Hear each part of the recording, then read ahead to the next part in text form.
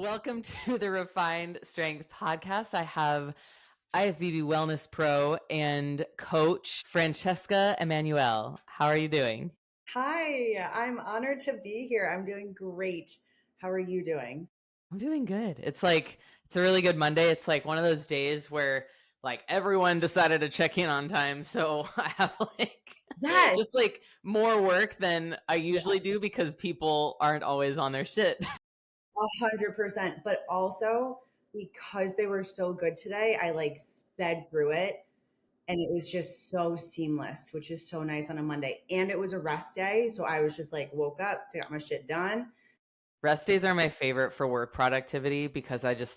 know I have like 3, maybe 4 full hours of just like dedicated extra time because Yeah, I'm not spending time like pre-workout meal and driving to the gym and being at the gym and a cardio and just like all of the things. I can just like everything. be in a flow. Yes, 100% agreed. I love it. Yeah. So I wanted to have you on the podcast because obviously you're a friend, you're a great person, you're a great influence as far as being an athlete, and you have some uniqueness about you that I think people can really benefit from in terms of hearing your story. So, who are you? Tell us that first. Okay. Yeah. Well, first of all, thank you. I appreciate that. I'm just a 35-year-old woman from New York who's been in the fitness industry for forever, but finally dabbled in this field what year did I? 2 years, just over 2 years ago. It's crazy when I think about that at the same Yeah, time it's as not it that feels. long. No, not at all. And it feels like it's been an eternity. But I'm such a simple person. I was raised in New York. I've been here my whole life. The furthest I've gone away from New York was New Jersey, which is like just a few hours away. My upbringing was surrounded by sports, family, friendship. That was really it. And then I came into that's not really it. There's a whole other piece of me that's like deep and dark and crazy, but I don't know You can about. talk about that too if you want. We like the people love the other stuff as well as like the cool stuff. That is true, actually. And it's something that I'm totally fine with actually talking about. So really to give like the little piece of that, there was a whole like side of me with drugs that was a piece of time in my life. Overcame that, which felt like an eternity then because I was young, like very young. But yeah, I forget that that version of me existed at one point, you know? Isn't So that crazy how we can like live a whole life and then be totally done with it and be living a whole other life and you don't even remember or you don't recognize that person at all? yeah, absolutely. If like my family ever brings anything up, I'm like, wow, I really put you guys through hell. I'm so sorry about that. That was my bad. That was my bad. Yeah, sorry about that. Yeah. But like now, that also played a huge role of fitness was always part of me, but it did play a major influence of why I really became like so glued to something like CrossFit, which is what eventually like pushed me into becoming like so addicted to CrossFit. Um, Just having an addicted personality. exactly. Okay. Exactly. Now it's like I can look at anything like that or even like a glass of wine or anything. I'm like, no, like I'm good. Love a glass of something, but like don't need it, you know? Yeah, definitely. And I got into CrossFit for a very long time. I was super competitive in that field. How It long basically were you doing that? it's like a decade. Damn. Yeah, a long time. And then after I was completed that chapter of my life, which was surrounding COVID time, like just before COVID hit, I was like, I'm done. I was over it. I was like crippled. I was aching every single day. I didn't love my physique. I was very uncomfortable in my own skin. At that time, I was actually getting married. I was supposed to get married. I was married and then I got divorced. That's a little piece of me too. But no, I ended up being like I want to change my physique and I knew that that was not going to happen with continuing the kind of fitness that I was dealing with at the time. I did change up I changed up my physique, but I changed up my style of what I was doing. And then when gyms opened up again, I was like, that's it, I'm done. Like, I don't ever want to go back to a CrossFit gym. And I was coaching CrossFit at the time. I'm really deep diving, but mixed up with getting married, plus also my dad being diagnosed with cancer, and then being like, okay, whoa, what is going on? But all of that then led me into an LA Fitness, which lo and behold, I quickly got into the idea of bodybuilding. What was the thing that made you shift like, "Oh, I could bodybuild, like I could compete"? What made you want to do that? So it's funny you ask because when I was done with CrossFit, I was like, I'm done with competing. Like, I'll never do it again in another sport. Like, it's ingrained in me. I'm a very competitive person, whatever I do. And I was surrounded by people at the gym who always came up to me and they're like, do you bodybuild? Like, are you going into a prep? Are you in a prep? And I'd be like, no, like that's so not for me, not even a little bit. And I would just brush it off every time. And then just constantly chirping in my ear. Then wellness I had heard of. And I was like, oh, let me look into it. Cause somebody, I don't even remember who it was, but they had told me about it at that gym I was going to. And then I looked in, I was like, oh, this seems cool. Like this seems achievable for me. And wellness was even when I just It was started, pretty new back then it still. was, but it was also not what it is now. It's In what way? already like it's evolved so much. So like the physiques and everything and how like I've told Mark this where I was like the physique that I had when I got my pro card would not earn a pro card today with how much it's evolved. It's kind of depressing if you think about it. It's I terribly totally feel depressing. you. Oh my God. Like I look back and I'm like, that's mortifying. I mean, I'm proud of my accomplishments, but it's just changed a lot. Like these Yeah. girls, every person that does, and you know what I'm talking about, when they've earned their pro card today, you're like, yo, those girls are ready for a pro stage like next weekend. Yeah, it is. It has gotten a lot more competitive, and like it's shifted into more like people going pro are like pretty ready to be pros for the most part. Whereas like back in my day when I went pro in 2017, Yeah. like I honestly think like none of the girls in my class were ready to be pros, including me who won my class. And it was like it was still really competitive. Like there were 15 girls in my class, and it was Yeah. the NPC Nationals, so it was like the more competitive of the national shows, but it was just different back then. Yeah. And like you have to either you're either evolving and growing or you're just like not staying in the sport in terms of like being actually competitive. Exactly. Exactly. So that was a good like long story about who you are. Yeah.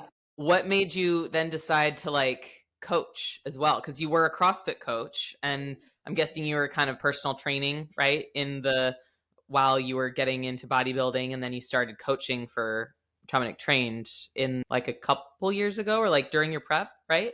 Yeah. It was very shortly. So when I got my pro card, July, late June, early July 2023, I had Yeah, got asked to become a coach later in that year about like, I think he asked me officially in like November and then we announced yeah. it. I think I remember that now. Yeah.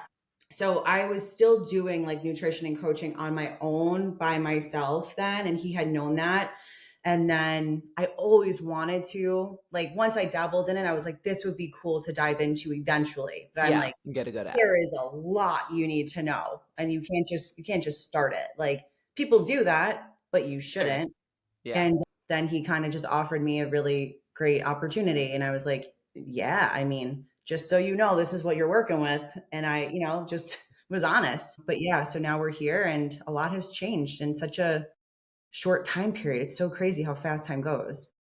Yeah, time goes really fast when you're doing things that you really love, I think. Mm, I think it goes faster when you're doing multiple things and you're a very competitive person. So you're like you did your pro debut prep last year, you did you really stepped into being more of a competition coach in yeah. terms of like that being your first full year coaching full time almost. Yeah. I know you moved as well Yeah. and like you did a lot. Yeah. Last year was a shit show. Why do you label it that? It was just like one of those years where you're like, yo, can I get a break? Like at one point, I would love just like a week where it's like smooth sailing. And if it was that, I'm like, shit, something's coming my way. And then it would. But I had gone through a lot during that time frame. I was dealing with like personal issues in my own life. I was dealing with a breakup that pushed me out into a move. And then my dog was constantly getting sick, who might contribute to the reason why I have parasites today. I don't know. Yeah, I don't know, but we can blame him because he's cute Yeah. and he can get away with it. But that plus like the excitement slash the pressure of the pro debut. Mm. And I didn't feel pressure in a sense where it was like bad pressure because I love pressure. Like I feed off of it in a good way. But there was still like one thing after another happening. I'm like, all I want to do is just like have fun with this prep. It Mm. meant so much to me. And especially when like I was out here in this apartment by myself, I was like, it meant even more because now I was like, okay, I can be as selfish as I need to be at this point now. Yeah. But it isolated me a lot, and which is okay. But I learned a lot about myself during that time period with the What was the isolation. most important thing you learned about yourself? I isolated way too much. I compartmentalized way too much in a negative way. What was the impact of that, or how did it, like, affect you? It hit me like a fucking bag of bricks to the face once I was done with prep. Like I was like, I can do this because I'm so good at compartmentalizing. And then like it Shit, I'm was too over. good. Like the stress was over and of the show. And I was like, oh, I have to deal with these things now. Mhm. Like I didn't have that distraction anymore, even though like you have the reverse and you still have to be like on point as much as you can. But like all these things now with my gut issues Mhm. came to light like really bad. Were And you that's like, having the gut issues during the prep? so Now do looking you, back? yes. Do you remember before the meetup? I was like, yeah, I got sick with like a stomach bug. Mhm. I think that that must have been the beginning. It Mm. could have been like bad chicken. Who knows, right? You're eating less food, so maybe it's sitting in the computer in the refrigerator for a little bit Yeah. longer. Maybe it's like overgrowth of something on my rice. I mean, I was barely eating rice at that point too, you know. So maybe, but I think it was like the start of something Mhm. for sure. And then that was what led me into having another flare up, an episode. I think it was like 2.5 weeks after that or so. And then I was just like, I wasn't going to the bathroom for like 2 weeks. Yeah. And That I was like, sucks. okay, we need to just get it out. And then, yeah. And then here we are. And it got Yeah. crazy. So with how your pro debut actually went, how do you now looking back, now that you're like you seem like you're in a much better place Yes. mentally and just like you're in a flow more. How how do you reflect back on the pro debut and how it went? Yeah. So overall, like I will not take away anything that I'm so deserving of. I was so deserving of like all the hard work that I put into it. So I'm really proud of myself for everything. My body, as much as it went through all that stress and even like any kind of GI issues, like I still came in the best I could be. Mhm. And I look back at those photos, I'm like, damn, like, okay, we did it. Like, that was an accomplishment. I was Yeah. so proud of myself for it.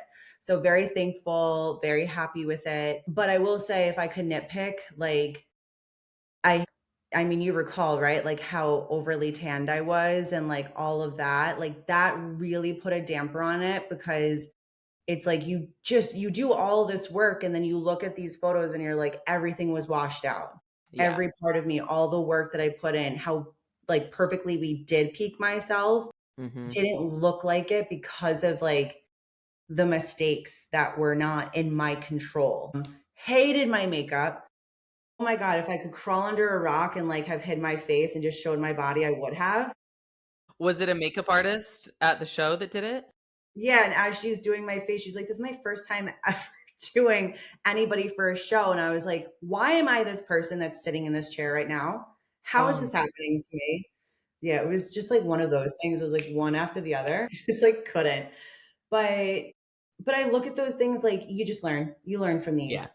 You know, like Yeah. if I You needed to didn't do. die. Yeah, Yeah. exactly. And like I don't want to take away, I don't want to add to anything in a negative light because I still want to give myself all of the. Credit.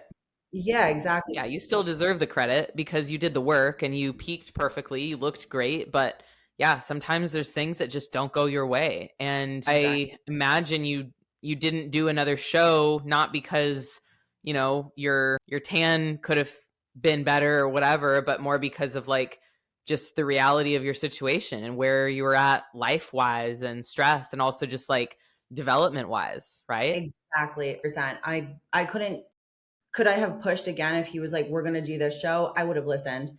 But at the Mhm. same time, it's like we got up there and we were like, You need size. Why am I gonna waste my money at that point?" No.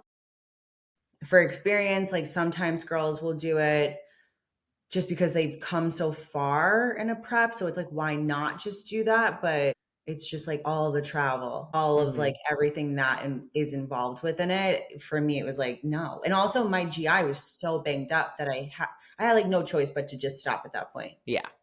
And Yeah. that's a responsible thing to do, and I think a lot of people will think that the pros, like they're pros because they go really hard and they like that's what they do and that's what a pro does. But what a pro really does is they do the smart thing for their body so that they can continue going hard. Doesn't mean that you're going to keep competing in the same season if your body is telling you you shouldn't or 100%. the competition is telling you you shouldn't. Exactly. Agreed. So a lot of people like they want to go to nationals for the experience. Like I just Yes. want to see how I stack up, You're like, oh, right? good. Like, well, if you look at your pictures and Yeah. if you look at the people at the last national show, there you go. You just saw how you stacked up Yes. versus like and you didn't have to pay for that, right? Exactly. It's so true. I agree. Absolutely. So what would you say was your driving force in your prep in terms of like how you pushed through all of those things? Not just like I'm a competitive person, but what were the things that you really told yourself to allow yourself to still respond so well and like get to stage lean and get to that perfectly peaked physique? Because so much of the time people really they let their stress really take over and they stop responding. They do have to pull out a prep, right? Yeah, it's a really good question because so in the past, I've learned that I've been in moments like that and I gave up on myself completely. Like if like there was like one heartbreak I've had to that degree and I just let it destroy me. And like you didn't see me, I didn't see the light of day until like my dog needed to go outside to pee, something like that. And I promised myself after, like once I was healed, I was like, "Oh girl, you could have healed so much differently. Like you could have done this so much differently." But I learned so much through that process. But even competitively, like within CrossFit, when I was competing, I gave up on myself a lot during that time frame and I could have been a lot better. I could have really reached more potential Mm, because I was good, but like I didn't give myself more to the sport. And I don't regret that. It is what it is. Like my journey was my journey, but I knew now I love this a lot more. And I was like, "Oh, I'll never make that mistake again." Like you're going for it. So I just knew it was ingrained in me not to give up on myself. It wasn't even a yeah. thought. Yeah, you don't give yourself the option No, of giving up. You just exactly. decide like once you start, you're starting and you're not stopping until you really finish or until Exactly. like there's really clear signs to say that you're done Exactly. that you can't control. But if you can control it, then like why not keep going? Exactly. Agreed. So that was really it. Just not allowing myself to give up on myself, which was an easy decision to make. Yeah. Would you say that that has helped you now in this phase you're in now? You're in like a gut health protocol health phase in your off season? Yeah, I just honestly, I feel like I'm just like I allow myself moments to like bitch if I need to. Like when I saw my GI map results, I was like, okay, we knew this was going to happen. And I was happy because I had the answers that I was like, if this comes back and it's clean, then what is actually going on? I'll like lose my mind. But that I had the answers, I was like, weight lifted immediately off my shoulders. But holy, can I catch a break? Like, when is this going to be time for me to just like live a normal life right now? Because it's restrictive again, Mhm. like there's no stage. There's nothing exciting about it except just getting healthy, which in itself is a blessing. So like it's all the perception at the end of the day. Yeah. But yeah, So it's now so as you move through that, what is keeping you going? Just the health aspect, or is it being able to be competitive again? honestly, it's feeling good again. Because there were parts of me that like certain things, like as simple as like having really low progesterone, right? Mhm. Like that can completely mess with you mentally because that's like our happy hormone. And I was like, oh, like this makes sense why I'm going so crazy or my anxiety and my depression is so heightened. I don't have progesterone. It was at like it was not at like, it was at point one. That's nothing. It didn't exist. And like other things that were just exacerbating those things, right? And then on top of that, like not having normal digestion. And I had experienced this years ago when I was going through like my dad's situation and the divorce. So I remembered what that was like. And then when you are optimal, like you don't want to be anything less than. Yeah. I don't know how people normalize it, but they do. And I was like, I don't want to normalize this ever. So simply like feeling good, feeling normal, feeling my best, but also the fact that it's like resetting your receptors, and it'll be like a rocket taken off once I'm healed, which is awesome to think about. Yeah. Yeah, you have to hold that faith that like you're everything you're doing, if you do it as best you possibly can and you control what you can, you'll get there sooner than if you didn't start this protocol and if you fucked off on it or like only gave 80%. Like you have to, just like a prep, you have to give 100% to a gut protocol or a specific health phase, or else it's like then you might as well have wasted the money on the supplements, wasting the time doing it, because it does require 100%.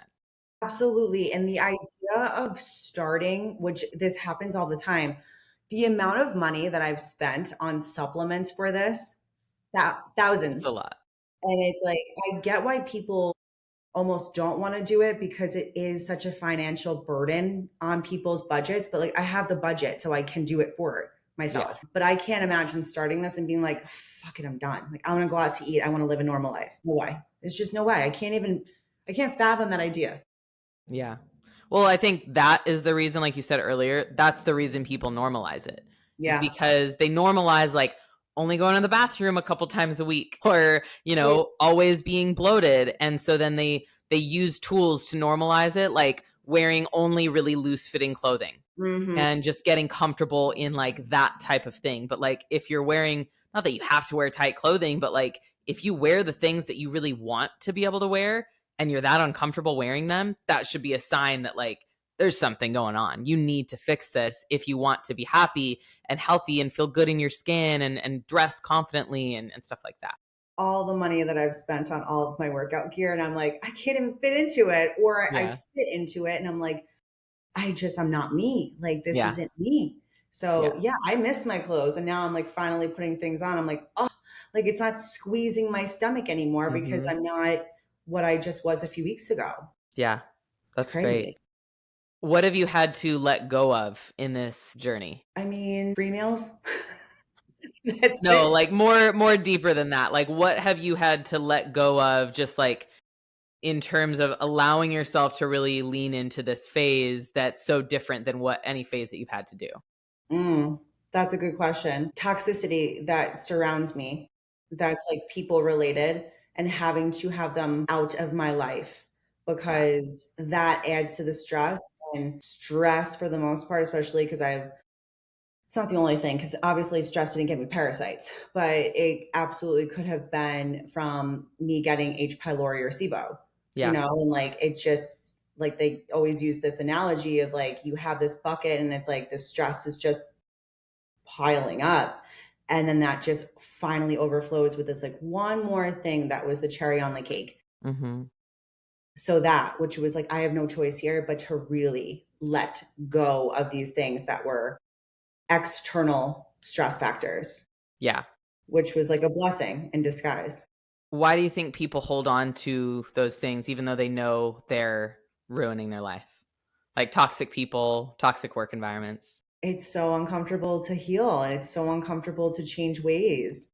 Like the brain is wired to be in a survival mode and you just want to latch onto things that feel good because that's all you know. But at the end of the day, it's like, in order for you to like redirect yourself, you have to let go of things. And the only way through it is through it, or to it is through it, right? It's like, Yeah. you have no choice. So there is that path of having to deal with all that discomfort. But I mean, I've dealt with a lot of discomfort. So a lot of that stuff doesn't scare me. Yeah. It doesn't make it less difficult. Yeah, it's still difficult, but it's scary when you realize like how much you really have to change about your life in order to change your life. And I Okay. think many of us go into a big change thinking like, well, I can do this, but I'm the exception to the rule that like all of these things have to change. And I don't know, details about your divorce but like that's an example for me in terms of like I really took a hard look at my own marriage one Yeah. day about years ago and realized like, wow, this is really causing so much distress and Yeah. so much stress, and it's toxic. Like, why would I want to keep living in this? Why would I even want to try to fix it if it's this fucking bad all the time? And not everyone has that like wake up call of like things being that bad that they have to walk away.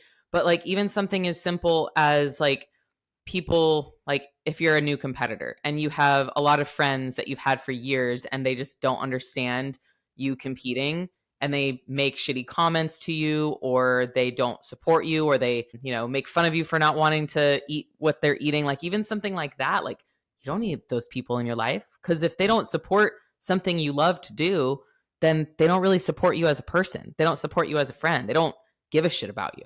Exactly. So learning that that's not going to change just with time, or like, oh, I hope it gets better, but realizing it won't get better until you make it better. And that's from either setting a boundary with someone and telling them how you really feel and hoping and seeing if that helps that person change, because maybe that's what they needed to change their behavior. Or maybe they'll never change because that's just who they are. Exactly. And they were only meant to be in your life for a chapter, Yeah. not your whole life. Exactly. I agree. What would you say is the number one thing people are missing from bodybuilding when they start bodybuilding? Think not that they need to be educated, but not having the experience of having somebody that has the education for them. So like all the important, like I use this example a lot because on consult calls, and I'm sure that you've had it very familiar ways for yourself. Um, like you hear the horror stories. I don't know. Did you have like a horror story? Like as an athlete, Before prepping? yeah. Oh, yes. Yeah, I would say I did. Like my very first prep, it was 2015. And I really knew like next to nothing. I was a personal trainer at a Gold's Gym at the time.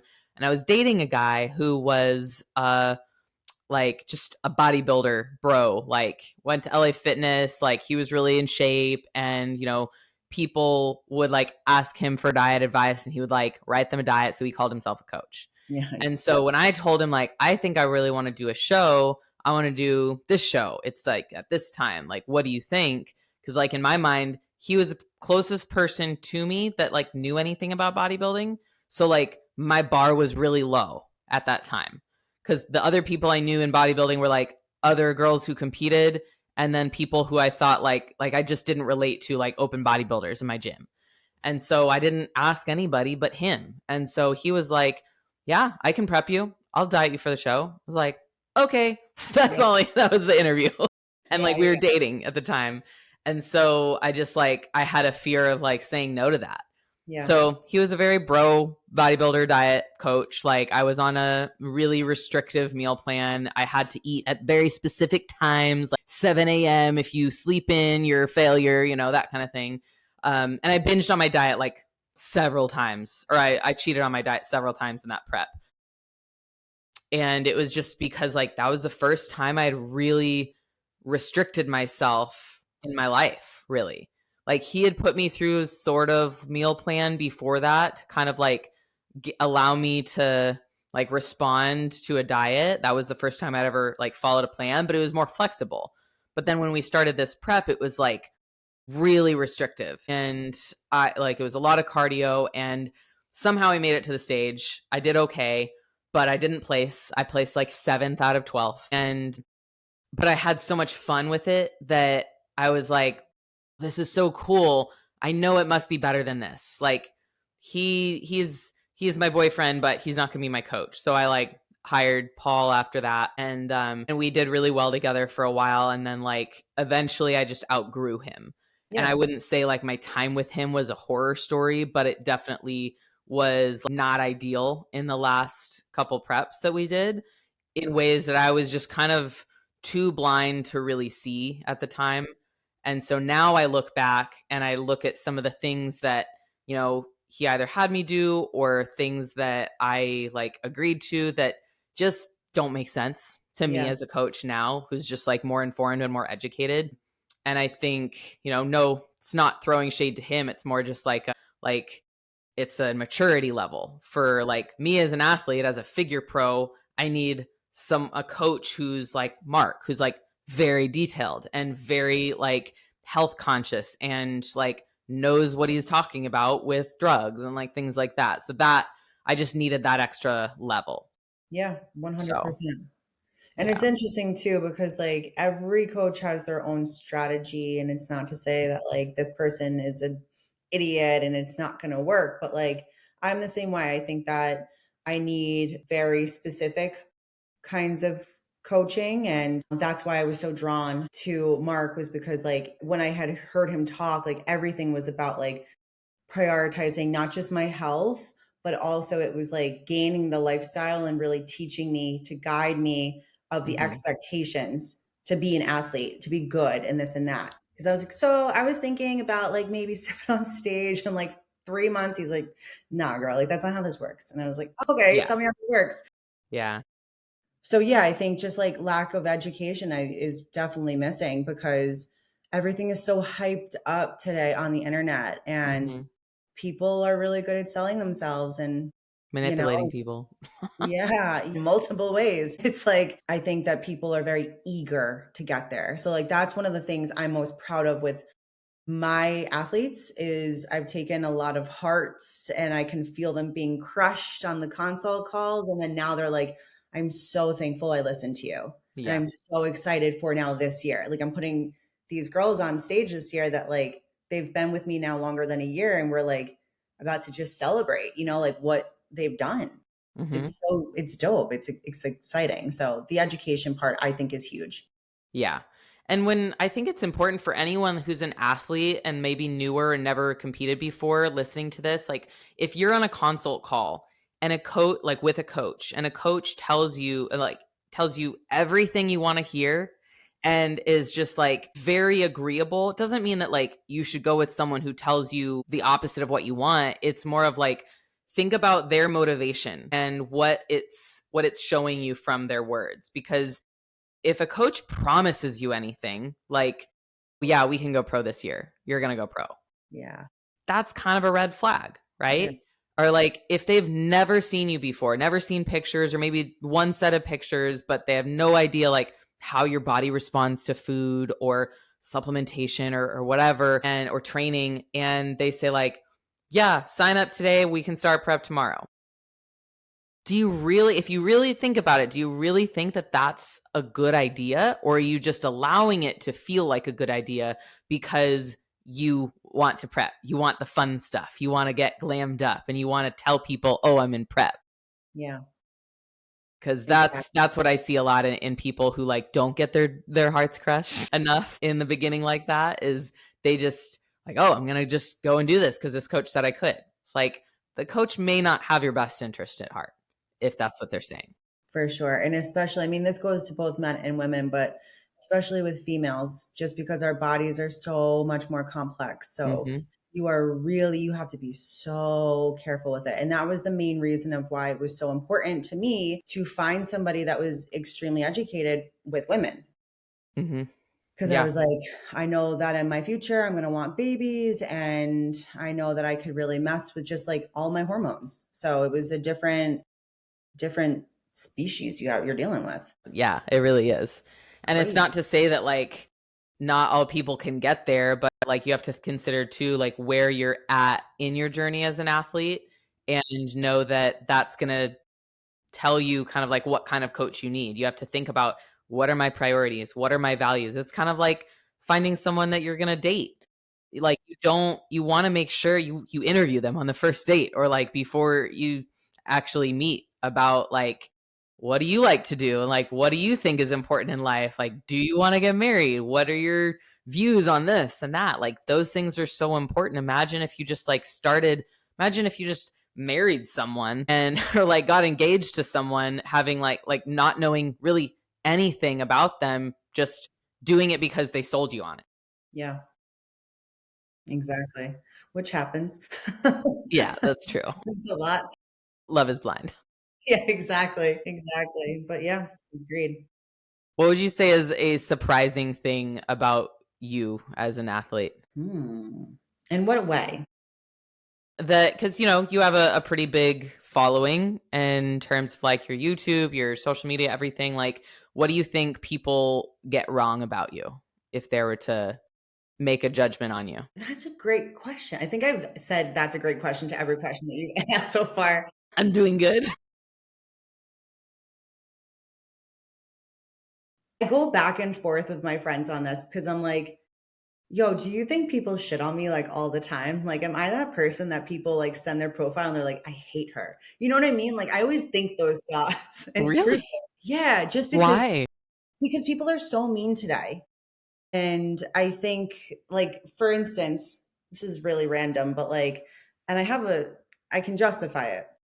There's this random chick that goes to my gym that I have no relationship with whatsoever, but she like snubs me. And I'm like, you don't know me from a hole in the wall, and you know me, I am the nicest individual and I am the biggest girl's girl. So when a girl ever does that to me, it's like mind blowing. Yeah. 'Cause I'm like, I would be your biggest fan or cheerleader if you wanted me to, or if I just like got to know you. I'm always going to hype up girls. Love being that person. Always have been ever since I was a little girl. But then she did it to me recently, and I sent my girlfriends a voice note and I was laughing about it, but I was like, I kind of respect it because if she doesn't like me, then snub me. Don't act fake to me. You know what I mean? I'd rather Yeah. that and like rather like the realness of that than have like anybody be fake to me. So I was like, you know what? I kind of like her more because she did that to me. And then whatever.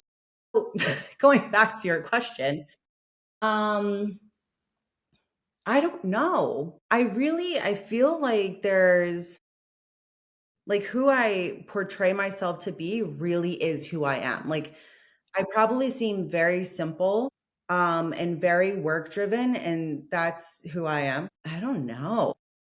Yeah. I was just curious. It's like I think when someone's on like very active on social media and they obviously have a big influence, it's like there are a lot of people out there who are totally different people than who they Mm, portray themselves to be on social media.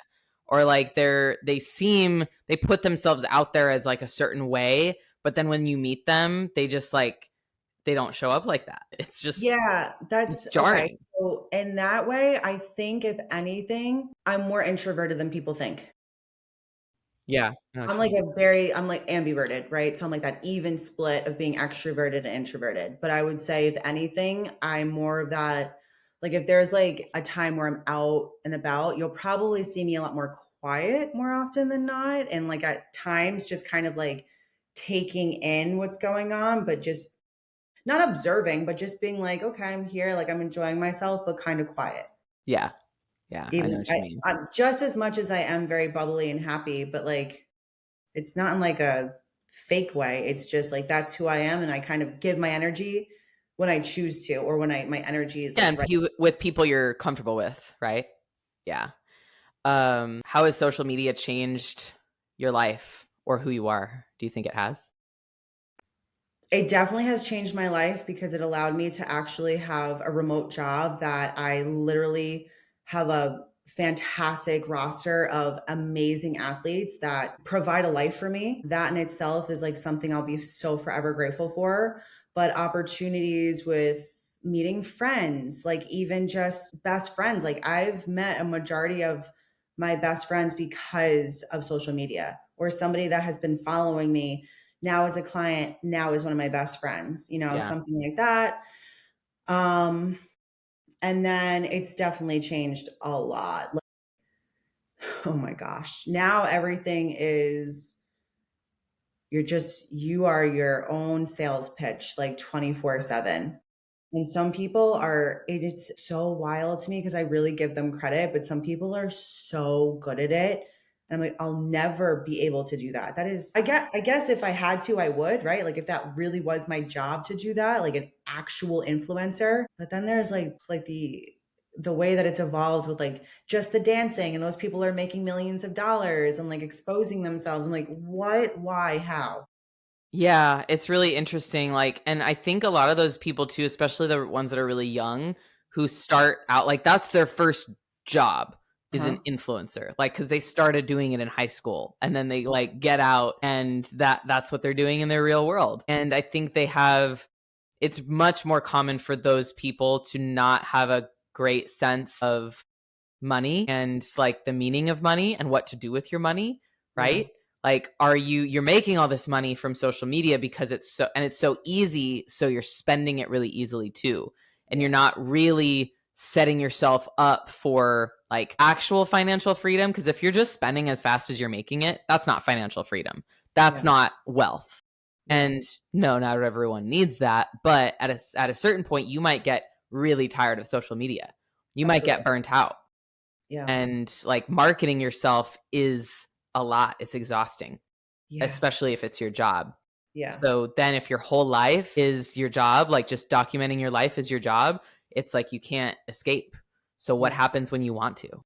Yeah. That and then like even just like the appreciation of like work ethic, it's like I feel like that's declined because it's so easy for people to do what they do or even and I don't ever want to knock people, but it's like like things like OnlyFans and stuff like that where I'm just like, God, I could be making so much money, but I just have so much respect for myself. Me and Austin talk about that sometimes when we want money. I And then we're know. like, no, we couldn't do that. Exactly, exactly. It's crossed everybody's mind. At For least, like, sure. what is it, Feet Finder, right? Yeah.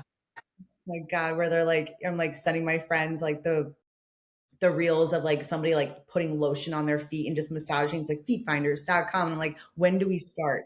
When do we Yeah. help each other with this? We're like, no, we won't. But We won't. it's crazy.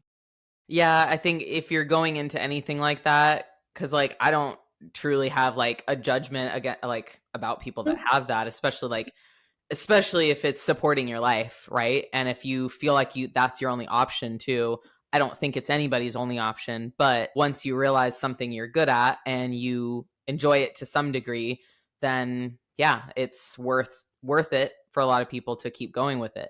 But it's something you have to have such a big protection on your mental health with, that I think is more often than not like less beneficial than it's worth. Like it's not actually worth the mental health demands of that type of work.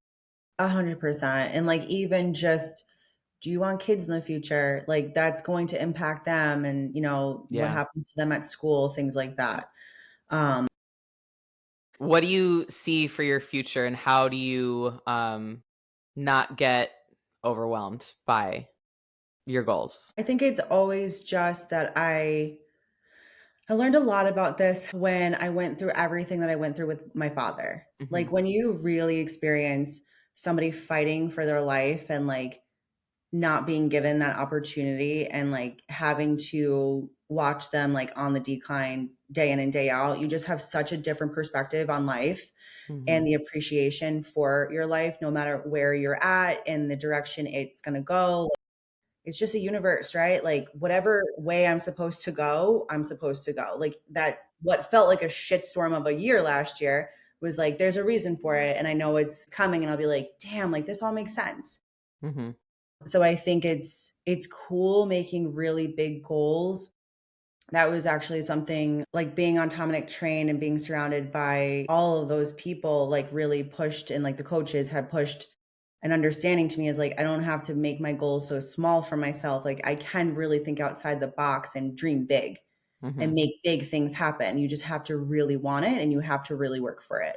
So I think like I get excited about dreaming big and being like, you know what, I'm determined. Like I do want to get there. I really do want to get there. Like I'll drive around, especially in New York. It's fucking crazy. But even with Austin, like with being in real estate, you look at these homes and you're like, what? Like some of these things I will straight up never own. And I don't need to own those things. But there are points where I'm like, I'd like that one day. And I can make that happen. You know, like something as simple, it's not simple, but something as big as that. And then being able to, like, my parents got divorced when I was in second grade. So being at a divorce point in my life, I reached a point where I was like, I want to be able to work so hard and become so accomplished that if my life does ever end up where I'm a single mother, I can provide without hesitation. And I won't ever Mhm. have to struggle or watch, you know, like how hard my mom had to work for things for us, things like that. And also my dad, like he had to do the same thing on the opposite side. But I think I just get excited to have opportunities that I don't really allow those things to overwhelm me. I'm just like, if you want something, go get it. Yeah. Was there a point in your life where you think you limited yourself to the opportunities that you could have? Definitely. Cause I was just like so good at self sabotaging. Like, I could never do that. There's no way. No, that's out of reach. Like, I convinced myself of those things. Where do you think that came from? Like, why did you convince yourself of it? Was it like something your parents told you, or was it like another force of some kind? I think it was a lot of insecurities and toxic relationships within my life, whether they be male or female, just Mhm. like being surrounded by toxicity in all ways. My parents, not so much. I love you, mom and dad, may you rest in peace, but they never were like, you can do anything you set your mind to. Like they were like never those parents, you know, Yeah. always at the same time, so supportive. Yeah. I will I had a never similar not, experience. My parents yeah, were the same way, and, like, me and Austin were just talking about this the other day too. Neither of us had that, my parents were wonderfully supportive. They wanted me to do everything that I wanted to do. So much so that they let me go to acting school. So, and they were gonna pay for it. And I went and realized, like, wow, this is not worth their money, because yeah, I can be an actor without this. mm, And going off and doing that, and then I realized, just like over the course of the next few years, because I dropped out of college my first semester, was like I realized just the power of making your own mistakes and like figuring things out along the way and learning from those things, learning by actually being a working actor full time, that I didn't want to do that because I want more money than that. Right. And it's just so much of a luck driven industry. But yeah, they didn't push me to do anything specific. They just supported me and like, yeah, what you want to do. And like they gave me some guidance in there. But most of the time it was like me kind of making those decisions, and then you start to realize that your decisions, like, they have to lead you somewhere. And my decisions to like go off and act, I realized, weren't really leading me anywhere. I needed to figure out like what's really going to lead me somewhere. And sometimes we need to just kind of like sit with our decisions for a while. Like, I sat in a corporate job in property management for 3 years before I started coaching full time. Like, I loved that I had all that time, even though I could have started coaching before that instead, but I just wasn't ready to take that step yet. And yeah, that was like during that whole time I was coaching on the side, kind of side hustle style, figuring it out. But I never saw the opportunity, like you said too, of could I actually coach full time and like buy my own house with coaching money? I yeah, totally didn't think that I could do that, but yeah, I had to like get there. yeah. Exactly. That was one thing from my divorce that really helped me excel and like push myself up, was really depending. I was like kind of put into a position where like I had to lean on him for a lot of those financial things. And because at that time, like I said, COVID was happening when my dad was diagnosed. So when gyms and everything did open back up, I was like, listen, like I was like the first coach that would be giving classes again, but I was like, give them to somebody else. I have to take care of my father. I want Yeah. everybody to have their job. I have support from my husband at the time. I'm okay. And then I was taking on clients remotely. So I was like slowly starting to build myself up like that, but it was very small. and I was going through so much. So I wasn't able to give it my all. And Mm. then when the divorce happened, like I had to go to my mom's. I was like, what the fuck do I do? Like, how am I going to do this by myself? Holy shit. And that was like the fire I needed lit under my ass. And it was the best. I mean, for other reasons, but that for my independence was the best thing that ever happened to me.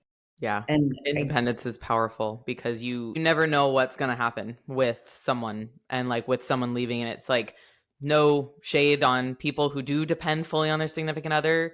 That's your life, but it is so powerful to have your own things and to be able to support yourself no matter what, or be able to support your partner if anything happens to them. That's another thing. It's like you can't do that if you can't be independent yourself. yeah, And so having that independence also allows you to find more of those opportunities, find more of what you love, yeah, and maybe turn what you love into something that you're going to do, or vice versa. Like start just doing shit, and then if you get really good at it, maybe that's something that you become passionate about. I think that happens more often than the other way around. exactly. Absolutely. Yeah. So that was just a blessing in itself for sure. Yeah. What will be our last question? What would you give as advice to anyone just who's searching for meaning in their life, or working towards goals of their own? I feel like this kind of is talking from one of my last check ins from today. You should not have to be. You should be very open to changing your ways. It is as simple as something as that. I have an athlete, I know she's going through some stuff and I know the direction that we need to take, but she doesn't want to accept it. But she's still just coming and she's like, I don't know why. I'm like, but I do. I do know why. I Yeah. need you to listen to me. I need you to trust this. And when she's ready, we will do it because I can't force anything upon a person. But you need to be open to things like we were talking about before that are very uncomfortable because it's going to require a lot of change. But that's a really, really, really good thing for you. But with that, also, if we're talking coaching wise, like you have to explore coaches. That is Mhm. something that even on my consult calls, I'm like, go hop around, go talk, go talk to other people, find out like who you vibe with, ask the questions. Maybe I'm bringing up questions that you didn't even know that you should have asked. Like go do your homework. But if I guess like actually combined with everything that I just said, just don't give up on yourself. Yeah, never give up on yourself. Yeah, those are all great points. And the change and discomfort, especially, I think that is like kind of ties everything together, is like be open to changing your perspective on like what kind of coach you want. Be open to changing your ways on how you show up for yourself and how you judge yourself on like, should I give up on this or should I keep going? Because what you might have not been able to handle at one point in your life, you're probably able to handle now, especially if you're faced with it again and again. And so that regularly embracing discomfort does allow you to eventually get comfortable with those things. And then you can look back and be like, wow, I did that. So Mm-hmm. that's proof that I can keep going and just Yes, continue the circle, rinse and repeat. exactly. So, Love well, that. thank you so much for being on the podcast. I really enjoyed this, and I know our listeners will too. So, if you want to get in touch with Francesca, I'll have all of her links and all the things down in the show notes. And she's on Instagram, YouTube, all the things. So, reach out to her, follow her journey, and thank you again for listening. Thank you for coming. Thank you for having me. You're welcome.